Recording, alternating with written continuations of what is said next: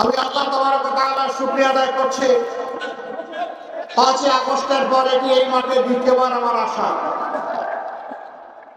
এর আগে এসেছিলাম বাংলাদেশ জামাতে ইসলামীর একটি একান্ত দলীয় কর্মসূচি, আমাদের কর্মী সম্মেলনে।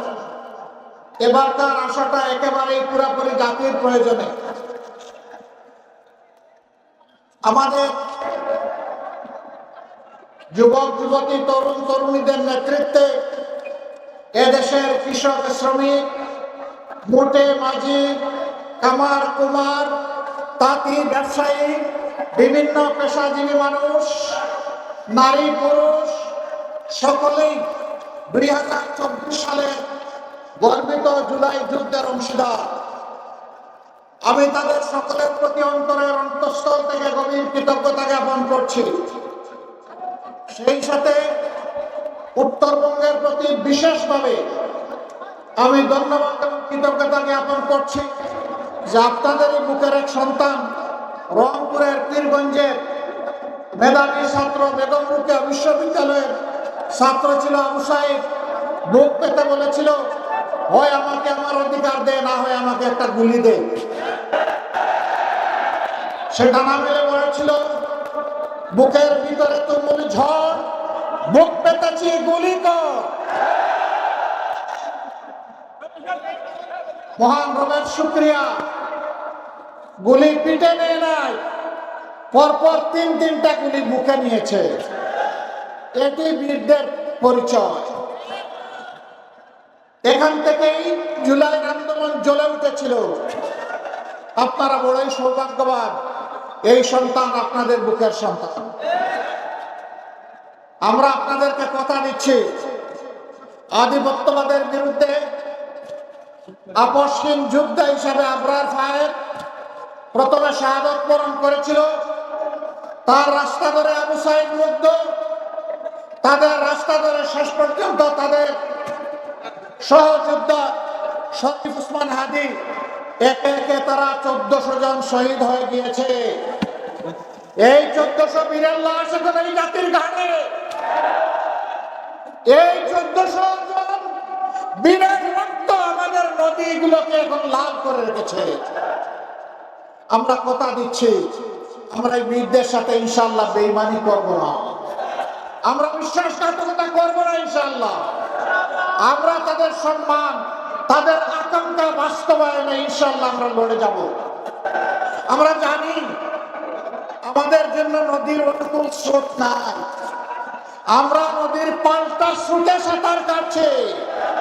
আমরা দমে যাব না ইনশাআল্লাহ। আমরা মঞ্জিলে পৌঁছবো, এই জাতিকে নিয়ে মুক্তির মঞ্জিলে। আমি পরিষ্কার বলেছি অনেকগুলো জনসভা, জামাতে ইসলামী এই জোটের সবচেয়ে বড় দল, কিন্তু আমরা কোন দলীয় সরকার কায়েম করতে চাই না। আমরা কোন পরিবার এবং গোষ্ঠীতন্ত্র কায়েম করতে চাই না। আমরা বাংলাদেশ জামাতে ইসলামের বিজয় চাই না, আমরা চাই 18 কোটি মানুষের বিজয়। তিস্তা পার থেকে এই বিজয় নামা শুরু হয়েছে। সারা বাংলায় আলহামদুলিল্লাহ এখন মুক্তির পক্ষে গণজোয়ার শুরু হয়েছে। এবারকার এই গণজোয়ার মানে 24-এর সেই আন্দোলনের তেজ। ওই আন্দোলনকে আমরা বুকে নিয়ে সামনে এগিয়ে যাবো ইনশাআল্লাহ। এদেশের যুবক যুবতীরা যেমন লড়েছে, লড়ে যাবে, তাদেরকে দমানো যাবে না, থামানো যাবে না। মায়েদেরকে বিশেষ কৃতজ্ঞতা। এই আন্দোলন প্রথম জ্বলে উঠে 15ই জুলাই, যেদিন আমাদের কলিজার টুকরা মেয়েগুলার হাতে গায়ে হাত দিয়েছিল ঢাকা বিশ্ববিদ্যালয়ের সন্ত্রাসী গুন্ডারা। ওই রাতেই বাংলাদেশ জ্বলে উঠেছিল। এরপরে আমরা দেখেছি কামানের সামনে দাঁড়িয়ে আমাদের কলিজার টুকরা আরেক মেয়ে বলেছিল, পিছনে পুলিশ, সামনে কি বলেছিল? সামনে স্বাধীনতা। স্বাধীনতাকে বেছে নিয়েছি, প্রয়োজনে জীবন দেবে। এরাই আমাদেরকে শক্তি জুগিয়েছিল। মা কুলের সন্তানদের রাস্তায় এসে বলেছিলেন, আমার এই 10 মাসের সন্তান নিয়ে এখানে হাজির হওয়ার মানে হচ্ছে আজকে সারা বাংলাদেশের রাস্তায় যে কোটি কোটি যুবক যুবতী নেমেছে, তাদেরকে বলা যে সন্তান আমাদের একটা নয়, তোমরা সবগুলো আমার সন্তান। সাংবাদিকরা বলছিল মুহুর্মুহুর্মুনি একটার পর একটা লাখ বাচ্চা নিয়ে এখানে এসেছেন। তিনি বলেছিলেন আমি শহীদ হতে এসেছি। মা তোমাকে সালাম। এই মুক্তির এই ডাকে মাদের যেখানে এই অবদান, আমরা বড় ব্যতীত, মায়েরা আপনাদের কাছে লজ্জিত। একটি দল এবং তাদের লেলিয়ে দেওয়া কিছু কাণ্ডজ্ঞানহীন মানুষ আজকে বাংলাদেশের বিভিন্ন জায়গায় মা বোনদের, নারীদের গায়ে হাত দিচ্ছে। তারা হুমকি দিচ্ছে কাপড় খুলে নিবে। তারা বলছে খুলে ফেলো। তারা বলছে এদেরকে টেকিয়ে দাও, যেখানে পাও ওদেরকে দাও। লজ্জা, লজ্জা। এরা কি মায়ের পেট থেকে দুনিয়া আসে নাই? যদি মায়ের পেট থেকে এসে থাকে তাইলে মায়ের জাতির গায়ে হাত দেয় কিভাবে? এই বেপরোয়া বেহায়া কথা বলে কিভাবে? মায়েরা ভয় পাবেন না, ভয় আপনার পান না আমি জানি। তারপরে আপনাদের সন্তান হিসেবে আমাদের দায়িত্ব আপনাদেরকে ঢুকানো। আপনারা যাবেন, চোখে চোখ রেখে কথা বলবেন। এটি আমার বাংলাদেশ। এই বাংলাদেশে মেনে নেব না। এই বাংলাদেশ হলো ইনশাআল্লাহ জনগণের বাংলাদেশ। আমরা মাদেরকে কথা দিচ্ছি, আমাদের সব কিছুর বিনিময়ে ইনশাআল্লাহ আপনাদের আবাসস্থলে, রাস্তাঘাটে, কর্মস্থলে, সব জায়গায় আপনাদের শতভাগ নিরাপত্তা এবং মর্যাদা নিশ্চিত করব। এটি আমাদের এক নম্বর অগ্রাধিকার। এই দেশে আমার মায়েদের কোনো নিরাপত্তা নাই। এই দেশ আমার হতে পারে না। আমার ওই দেশ, যে দেশে আমার মায়ের নিরাপত্তা থাকবে, আমার বোনের নিরাপত্তা থাকবে, আমার মেয়ের নিরাপত্তা থাকবে, তার গৃহে চলাচলে এবং কর্মস্থলে তার অধিকার সুপ্রতিষ্ঠিত হবে। আমরা এখানে জাত দেখবো না, ধর্ম দেখবো না। বাংলাদেশের রাস্তার নিচের জমিনের উপরে যারা এই নারী জাতি গর্বিত সদস্য, তাদেরকে সম্মান করা আমাদের সবচেয়ে বড় দায়িত্ব। এ দায়িত্ব ইনশাআল্লাহ আমরা পালন করব।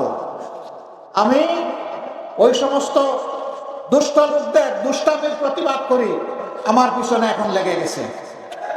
আপনারা দেখছেন না, 4 দিন আগে আমার এক্সআইডি হ্যাক করে সাতা এখান থেকে চালাই দিচ্ছে। আর এমনি একটা দল ঝাঁপাইয়া পড়ছে, তাই রে নাই রে নাই রে বলে গান শুরু করে দিচ্ছে। লজ্জা। ওদের চুনুপুটু তো গাইল বটে, ওদের বড় বড় মাথাগুলো গান গাওয়া শুরু করে দিল। কোথায়? আলহামদুলিল্লাহ আমাদের সাইবার টিম ওদেরকে শক্তভাবে কবজা করে ধরে ফেলেছে। আপনারা দেখেছেন ইতিমধ্যে মেরিট গার্লফ্রেন্ড যেটাকে গতকাল পুলিশ সত্য মেঘের আড়ালে ঢাকা থাকে না, সূর্যকে মেঘ ঢাকা ঢেকে রাখতে পারবে না।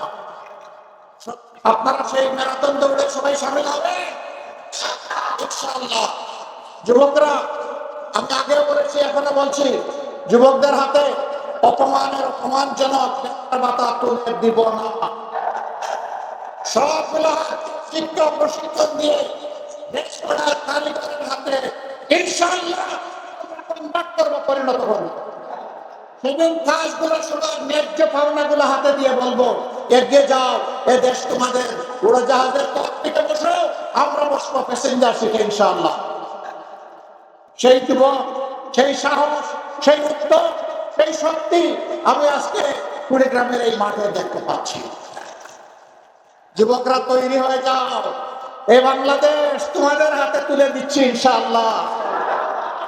এই বাংলাদেশের ভাত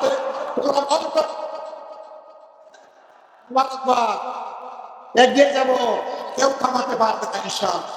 সবগুলো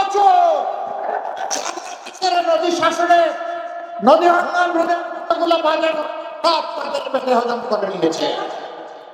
নদী সংস্কারের কাজ করে না। এই চোররা টাকা চুরি করে বিদেশে পাচার করেছে 28 কোটি টাকা। বাংলাদেশের সবচাইতে পিছিয়ে সবচাইতে বঞ্চিত জেলার নাম হচ্ছে কুড়িগ্রাম। এই কুড়িগ্রাম থেকে আমাদের উন্নয়ন শুরু হবে ইনশাআল্লাহ। দাবি জানাতে হবে না, এটি আমাদের নৈতিক কর্তব্য হবে। এরপরে এটা এইরকম ওখানে যাবো, তারপরে কোন মিশন প্রয়োজন হবে না। তারা রাষ্ট্রের যাবে, তারা মানুষ, এই রাষ্ট্রের তারা চকিদার, চকিদারকে চকিদারের দায়িত্ব পালন করে। ভাই ও বন্ধুগণ, আমরা ইতিমধ্যে পেরেছি ইনশাআল্লাহ এই উত্তরবঙ্গকে আমরা কৃষি শিল্পের রাষ্ট্রে পরিণত করবো ইনশাআল্লাহ। আমাদের যুবকরা কাজ পাবে, যুবতীরা পাবে, মায়েরা পাবে, ভাইয়েরা পাবে, কেউ সেদিন থাকবে না ইনশাআল্লাহ। যখন কৃষি বিজ্ঞান হবে সবাই কাজ পেয়ে যাবে ইনশাআল্লাহ। আমরা শিক্ষায় গুরুত্ব দেব, সত্যিকারের শিক্ষাটা প্রত্যেকটি আদম সন্তানকে আমরা পৌঁছে দেবো ইনশাআল্লাহ। গরিবের ছেলে তাই সে পড়তে পারবে না, ওই দিন শেষ। এই গরিবের ছেলে ভিতর থেকেই বের হয়ে আসবে আগামী দিনের নেতৃত্ব ইনশাআল্লাহ। ওই মেধাগুলোকে বিকশিত করা হবে রাষ্ট্র এবং সরকারের দায়িত্ব। আমরা আল্লাহর উপর ভরসা করে ঘোষণা দিয়ে যাচ্ছি, আপনারা দোয়া করেন যে কথাগুলো বললাম সেই কথাগুলো বাস্তবায়ন করার তৌফিক এবং আল্লাহ তাআলার সাহায্য আমাদেরকে দিয়ে আমাদেরকে কবুল করেন। আমরা যেন অতীতের মতো যারা মানুষের ভোট তুলে নিয়ে মানুষের সাথে উপহাস করেছে, আমরা যেন সেই রকম নিমক হারাম বিশ্বাসঘাতক না হই। আমাদের জন্য দোয়া করবেন, আপনারা দোয়া করবেন তো সবাই? আজকে দোয়া না, ভালো করে দোয়া ইনশাআল্লাহ, ভালো করে দোয়া। আমাদের এই কথাগুলা ঘরে ঘরে জনে জনে ইনশাআল্লাহ পৌঁছে দেবেন, সালাম পৌঁছাবেন। এখানকার 4টা আসন না, এখানকার 4টা আসনের 4 জন প্রার্থীকে এখন আমি আপনাদের সামনে পরিচয় করে দিচ্ছি। কিন্তু এর আগে প্রথম ভোটটা হলে গণভোট। গণভোটে কি বলবো? কি বলবো? হ্যাঁ মানে আজাদি, না মানে গোলামি। আজাদি না গোলামি, আজাদি না গোলামি। ইনশাআল্লাহ 12 তারিখের প্রথম ভোট হ্যাঁ, সারা জাতিকে, কুড়িগ্রামবাসীকে নিয়ে, সবাইকে নিয়ে। তারপরে ভোট সরকার গঠনের জন্য, ইনসাফ ভিত্তিক রাষ্ট্র কাঠামো গড়ে তোলার জন্য, বেইনসাফি দূর করার জন্য, বৈষম্য দূর করার জন্য, চাঁদাবাজদেরকে রুখে দেওয়ার জন্য, দুর্নীতিকে লাল কার্ড দেখানোর জন্য, মানবিক বাংলাদেশ কায়েম করার জন্য। আমি একটা কৃতজ্ঞতা আদায় করতে ভুলে গেছি। ও ফেলানি, আল্লাহ তোমাকে জান্নাতবাসী করবে। আমি গিয়েছিলাম তার মা বাবার কাছে, তাদের চোখের পানি দেখে এসেছি। না, আমি তাদের চোখে পানি দেখি নাই, আমি রক্ত দেখে এসেছি। দোয়া করেন আর যেন ফেলানিদেরকে সেই রকম জ্বলতে না হয়। আমরা কথা দিয়ে যাচ্ছি বাংলাদেশের বন্ধু থাকবে, কিন্তু কোথাও কাউকে প্রভু মানব না, কোথাও কোনো আধিপত্যবাদের কাছে মাথা নত করবো না ইনশাআল্লাহ।